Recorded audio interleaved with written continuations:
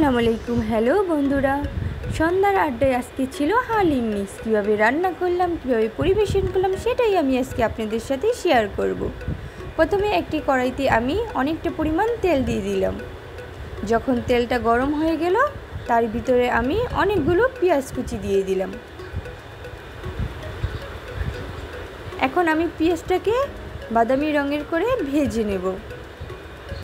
পেঁয়াজটা যখন ভাজা হয়ে ব্রাউন কালার হতে শুরু করবে, তখন আমি পেঁয়াজটাকে ভালোভাবে নাড়া দিতে থাকবো, যাতে পেঁয়াজটা পুড়ে না যায়।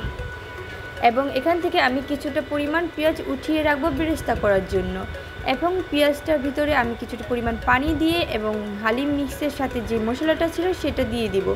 এখানে আমি হালিম মিক্সের আরেকটা প্যাকেটে ছিল ডাল মিক্স, এবং ডাল মিক্সটাকে আমি 2 কাপ পরিমাণ ফুটন্ত গরম পানিতে প্রায় 20 মিনিটের মতো ভিজিয়ে রেখেছি। এখন সেই ডাল মিক্সটাকে আমি মশলার ভিতরে ঢেলে দিব এবং পরিমাণ মতো পানি দিয়ে দিব। যখন হালিম মিক্সটা ভালোভাবে উঠবে, তখন আমি সেটার উপরে আগে থেকে রান্না করে রেখেছিলাম গরুর মাংস।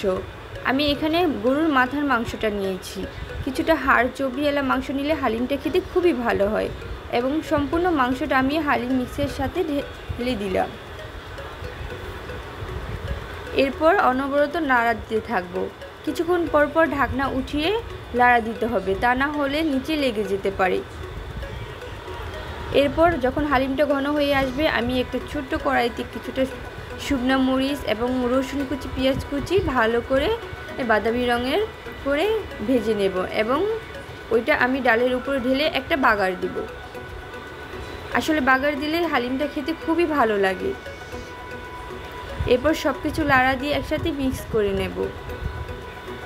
এরপর আমি এখানে কিছুটা ভাজা জিরের গুঁড়ো অ্যাড করব। এরপর এখানে আমি ডেকোরেশন করার জন্য শসা কুচি করে রেখেছি, পেঁয়াজের বেরেস্তা, কাঁচামরিচ, ধনেপাতা এবং লেবু।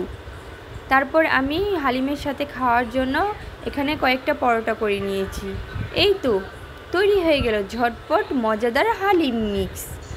পরোটা, নান সব কিছুর সাথেই খেতে খুব মজা লাগে। ছোট থেকে বড় সবার পছন্দ। ভিডিওটি কেমন লাগলো প্লিজ কমেন্ট করে জানাবেন।